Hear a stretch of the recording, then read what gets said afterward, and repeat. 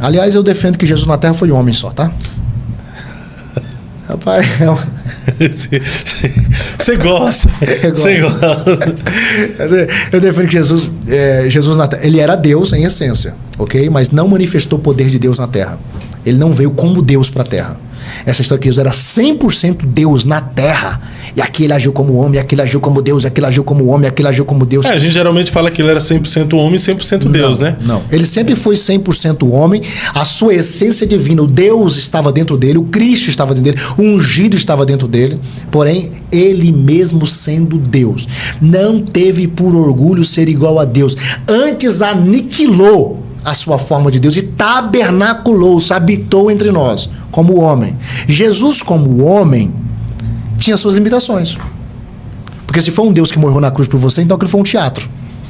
Quem morreu na cruz, diz a Bíblia, Jesus Cristo, o homem. Só há um mediador entre vós e Deus, Jesus Cristo, o homem. Ok? O homem.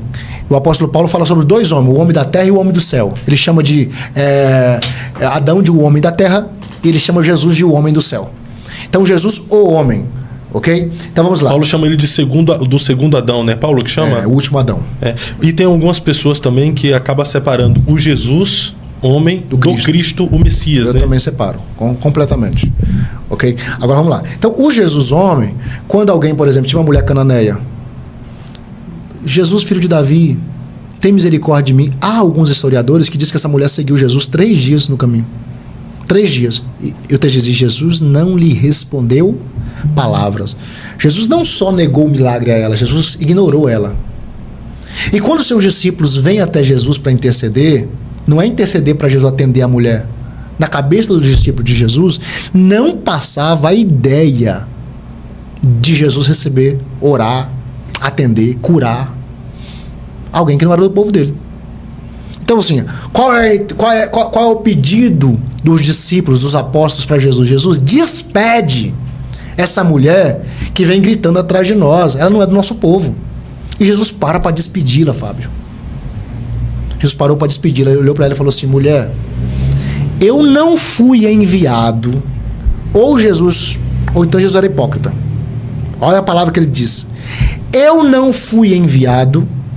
Por isso que eu digo que Deus, o Pai, ocultou isso até de Jesus humano. Até de Jesus humano. Ele descobriu isso aqui. De Jesus homem. De Jesus homem. Ele descobriu isso aqui. Rapaz, eu nem vou discutir, eu vou deixar para um debate aí, que alguém desafie o apóstolo aí para debater esse tema aí. Não, mas esse foi um detalhe que eu citei. Se eu citar que Jesus era 100% Deus, não muda nada na história aqui. Se eu falar assim, Jesus era 100% Deus, concordo, ele era 100% Deus na Terra. Embora na Terra você nunca vai ver Jesus como homem, sendo onipotente. Ele orava e pedia poder do Pai. E dizia, quando ele foi ressuscitar Lázaro, Pai, eu te agradeço, porque tudo que eu peço ao Senhor me atende. Ele disse que nenhum poder ele tinha se não viesse do alto. Então você não vai ver ele manifestando onipotência como homem. Você não vai ver Jesus manifestando onisciência. Ah, pastor, mas ele sabia da vida da mulher samaritana.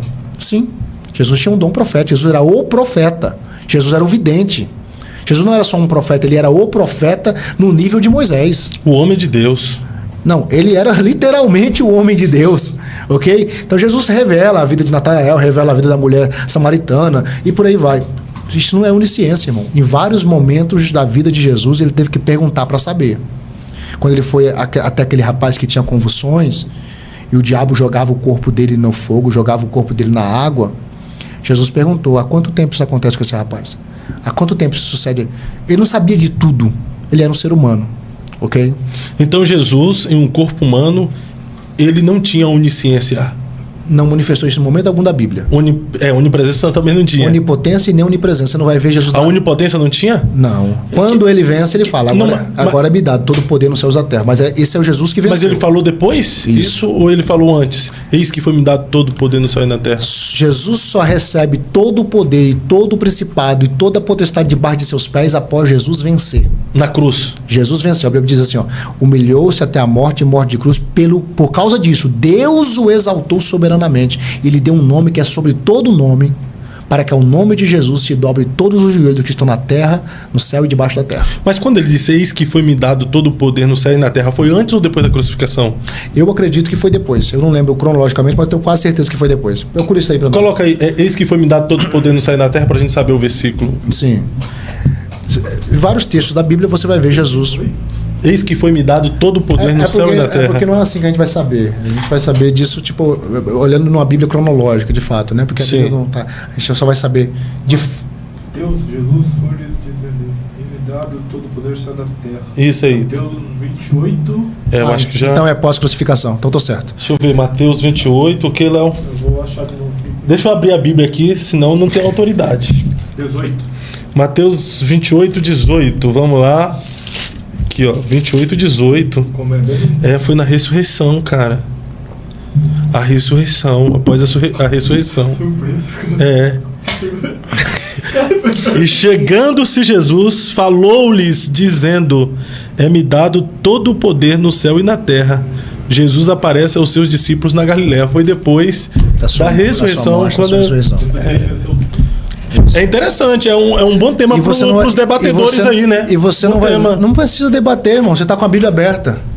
E você, irmão, leu na Bíblia, acabou a conversa. Fabiane falando, Jesus era vidente. Fabiane, você precisa ouvir o podcast inteiro para você entender. No Antigo Testamento, o profeta ele era conhecido como o profeta, o vidente, e era conhecido também como o homem de Deus. Por isso, o pastor aqui, ele usou a expressão que ele também era vidente, dando alusão ao conhecimento do profeta no Antigo Testamento, tá bom? Depois você vê tudinho, aí você tira suas conclusões. Muito bem.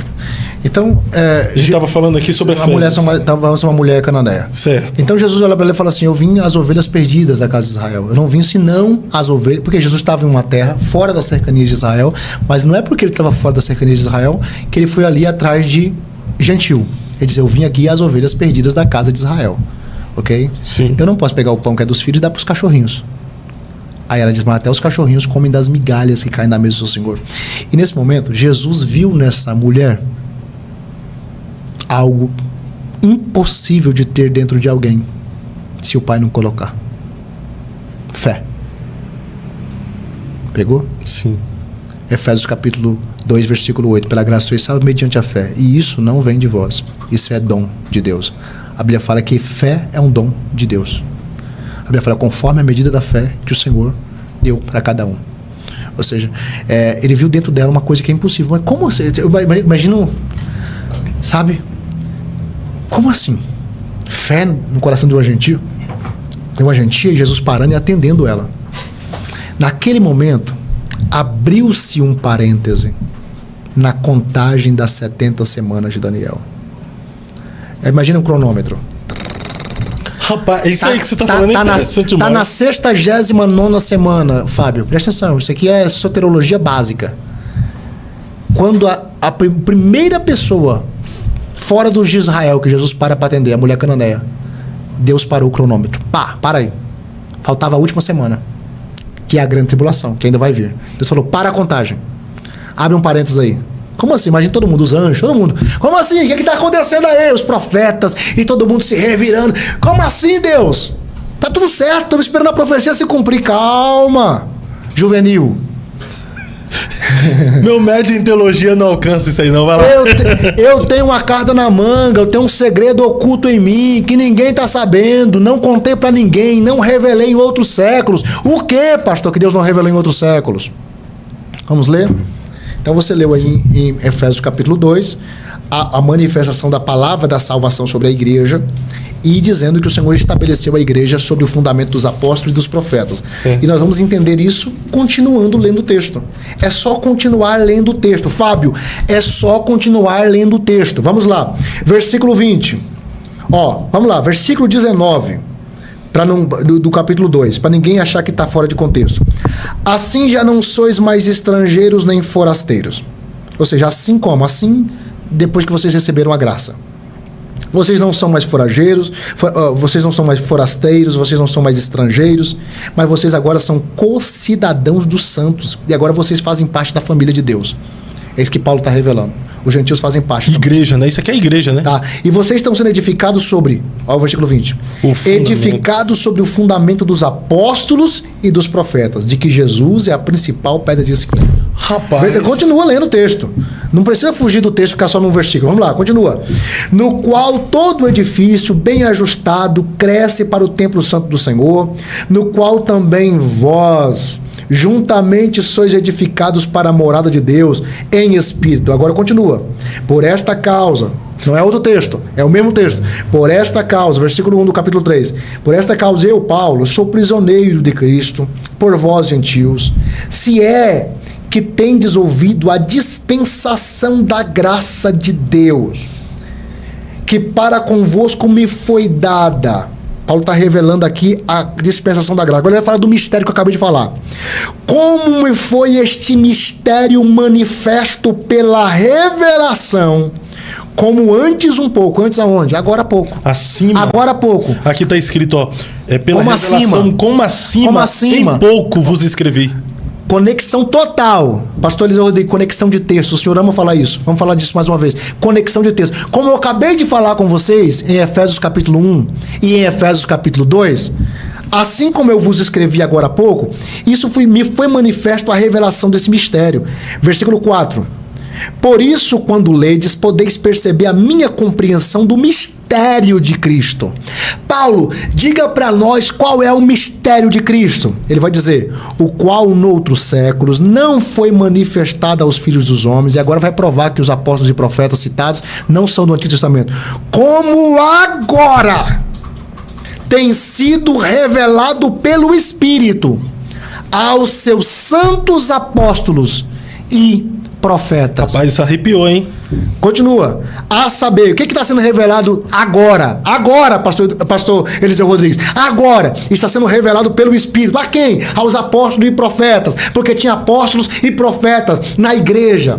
Está escrito em 1 Coríntios, Deus estabeleceu na igreja, primeiramente apóstolos. É por isso que nunca vem profetas e apóstolos primeiro. Primeiro vem apóstolo e depois vem profeta. Deus estabeleceu na igreja, primeiramente apóstolos. Em segundo lugar, o texto está assim, não são palavras minhas, irmão, eu não estou interpretando o texto, eu estou falando como está no texto. Em segundo lugar, coloca esse texto para nós aí, varão. Acha para nós, em 1 Coríntios capítulo 12. Deus estabeleceu na igreja primeiramente apóstolos. Coloca no Deus estabeleceu primeiramente e já vai. Primeiramente apóstolos, depois profetas, depois mestre. Ou seja, Deus deixou claro qual é a ordem. Ok? Dentro da igreja. Não estou falando de importância, estou falando de maior e menor. Dentro da igreja existe maior e menor, pastor? Existe. Aí é um outro debate. Se quiser entrar, a gente entra também. Dentro da igreja existe maior e menor. No reino dos céus existe maior e menor. Vamos lá, versículo 28. Assim, na igreja, Deus estabeleceu, em último lugar. É assim que está escrito? Não. Primeiramente, apóstolos. Em segundo lugar, profetas. E em terceiro, mestres. Ah, tá. Rapaz, por que você não foi assim no debate? Hã? Vamos lá, vamos lá. Faltou esse Gesiel aí no debate. Continua o texto, continua a leitura do texto. Versículo 5. O qual no outro tempo não foi revelado, mas agora tem sido revelado pelo Espírito. A quem que o Espírito revelou? Aos seus santos apóstolos e profetas. Por que Deus no Antigo Testamento não tem apóstolo? Agora ele vai explicar. No Antigo Testamento tem apóstolo? É que ele vai dizer que o apóstolo aqui é do Novo Testamento e os profetas do Velho Testamento. Mas vamos lá. A saber que os gentios... O que Deus revelou aos apóstolos e profetas nesse tempo? Deus revelou que os gentios são co-herdeiros de um mesmo corpo e participantes da promessa em Cristo pelo Evangelho. Quem é que foi bíblico no debate, Fábio? Larga de ser covarde, Apóstolo Gesiel Dias foi bíblico no debate, viu? Provou aqui agora.